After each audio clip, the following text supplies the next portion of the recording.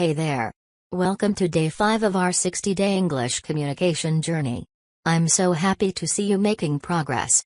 Today, we'll focus on a very practical skill, asking for directions. This is super useful when you're traveling or trying to find your way around a new place. Let's dive into some simple sentences you can use. Start with a polite question. Excuse me, can you help me? Hi, I'm looking for name of place. Could you tell me where it is? Use common direction phrases. Is it near here? How far is it from here? Which way should I go? Listen carefully to the response. People might say things like, go straight and take the first left. It's about 5 minutes from here. Turn right at the traffic light, and you'll see it on your left. Don't hesitate to clarify. If you don't understand, politely ask. Could you repeat that, please? I'm sorry, can you say it again?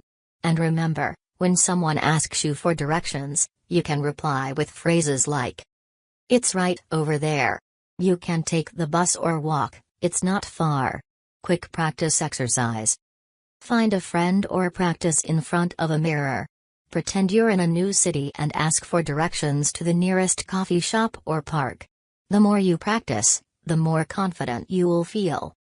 That's it for day 5. Thanks for joining me today.